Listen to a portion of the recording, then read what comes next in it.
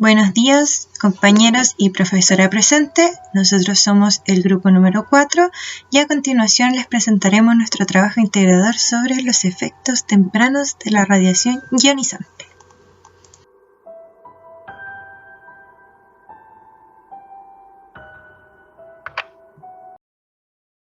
Gracias a una serie de errores sistemáticos y violaciones de protocolo, el 26 de abril de 1986 ocurre una de las mayores catástrofes medioambientales de la historia.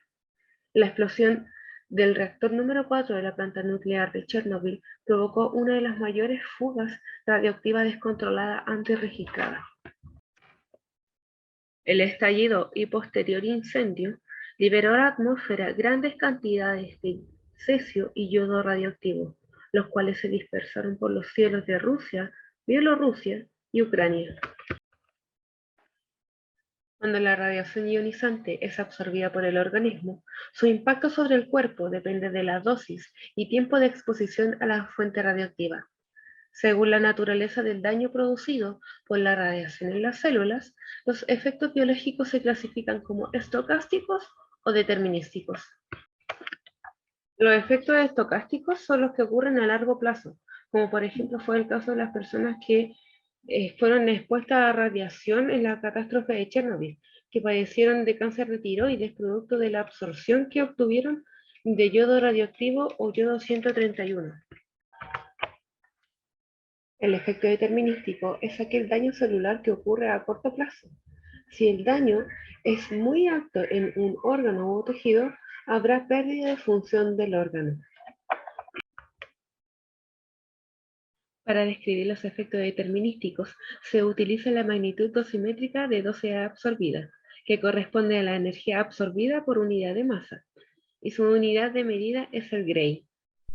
El síndrome de irradiación aguda son una serie de acontecimientos que siguen después de haber estado expuesto a una radiación ionizante de mínimo 1 Gray.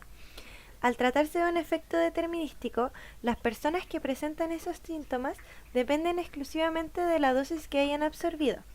Este síndrome posee 4 fases: la fase prodrómica, la fase de latencia, la fase donde se manifiesta la enfermedad y la fase de muerte o recuperación. La fase prodrómica está caracterizada por los síntomas iniciales a los cuales las personas presentan náuseas, vómitos, fiebre, dolor abdominal y diarrea. Puede presentarse a los pocos minutos u horas de haber estado expuesto y dura entre 1 a 2 días dependiendo de la exposición a la que haya estado el sujeto. La fase de latencia se caracteriza por su duración de horas a semanas, donde tras la exposición no se presentan síntomas o signos de la enfermedad y puede malinterpretarse como una falsa recuperación o una recuperación precoz. Cuando la enfermedad se manifiesta, se pueden presentar 3 síndromes: el hematológico, que si la dosis no es letal, la recuperación comienza de 2 a 4 semanas, pero si la radiación es grave, ocurre una disminución de células sanguíneas hasta que las defensas del organismo no pueden contra la infección. El gastrointestinal es cuando la exposición supera de 10 a 50 grays, la diarrea persiste hasta que la terapia de soporte no es capaz de prevenir la progresión de los síntomas. Finalmente, conducen a la muerte entre 4 y 10 días tras la exposición. Y el síndrome del sistema nervioso central se caracteriza por el incremento de la presión intracraneal, los cambios inflamatorios en los vasos sanguíneos del cerebro e inflamación de las meninges. Cuando la exposición supera los 50 Gray, se produce una serie de signos y síntomas que conducen a la muerte en cuestión de horas o días. Y la última fase, de muerte o recuperación, es dependiente de la exposición recibida del sujeto. Un aspecto de protección radiológica que como grupo consideramos importante es el efecto del yodo o la utilización de este. Existen 2 clases de isótopos de yodo, el yodo estable y el inestable.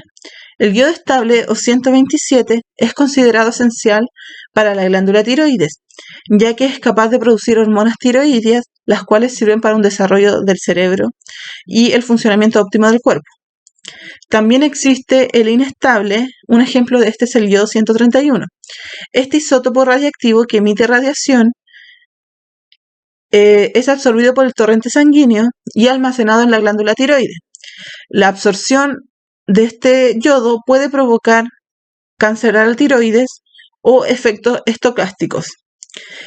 Para contextualizar el caso del accidente de Chernobyl, la nube radioactiva que provocó la explosión contenía yodo 131 y 129, los cuales se desintegran en su vida media de 8 días el 131 y 16 millones de años el 129. La idea de suministrar yodo estable era saturar la glándula tiroides para así no tenga la necesidad de absorber yodo radioactivo. Era un intento de prevención para que los cuerpos de las personas que se encontraban en el lugar no sufrieran tantos daños. A nivel mundial, el yodo 131 se ha utilizado tanto para diagnosticar como tratamiento en patologías tiroideas. Esto se ha utilizado ya por más de 50 años y con mayor frecuencia en medicina nuclear. Este isótopo radioactivo es emisor de partículas betas y de radiación gamma. Por ende, a la hora de realizar el tratamiento, se utiliza una sola dosis alta directamente en la tiroides. Esta dosis debe ser adecuada, pues puede provocar daño celular, y este tratamiento es utilizado principalmente contra el hipertiroidismo y el cáncer de tiroides. La única contraindicación para el uso de este tratamiento es el embarazo de una paciente, aunque también existen países en los cuales no lo utilizan en mujeres que se encuentran en estado fértil, ya que el yodo radioactivo ha demostrado que puede causar daño en los ovarios. Asimismo, en los hombres puede provocar infertilidad y poca producción de semen. Una de las principales precauciones que se les da a los pacientes que han recibido este tratamiento es la probabilidad de producir un riesgo potencial a sus familiares e individuos cercanos, debido a la contaminación radioactiva, así como también esto puede afectar a los profesionales de salud y al medio ambiente. Además, existen países en los cuales este tratamiento solamente lo puede suministrar un médico especialista que cuente con una licencia para manipular sustancias radioactivas.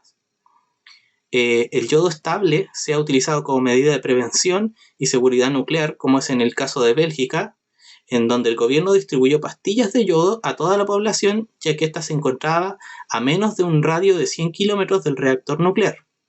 Esta decisión no fue solamente en Bélgica, sino que también en otros países vecinos, como lo es Holanda. También existe una contraindicación, ya que las pastillas de yodo no ofrecen la protección total, ya que no sirven contra otros elementos radiactivos como lo sería el cesio-137, el cual también es un isótopo radiactivo emisor de partículas beta. A nivel mundial, también existe un pánico sobre el consumo de estas tabletas, como en forma preventiva en sectores cercanos a plantas nucleares, debido a que ya hay un desabastecimiento en farmacias de los principales países, como lo serían Estados Unidos, China y Japón.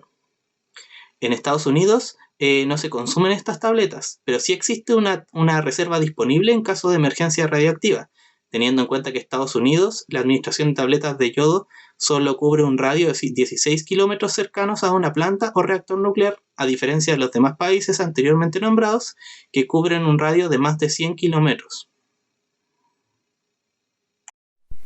Para finalizar, pudimos apreciar que los efectos tempranos de la radiación son una serie de fases que dan el síndrome de radiación aguda, donde dependiendo del tiempo de exposición a la que esté presente la persona, le provocan una serie de signos y síntomas correspondientes a distintas fases, ya sea de forma temprana o tardía.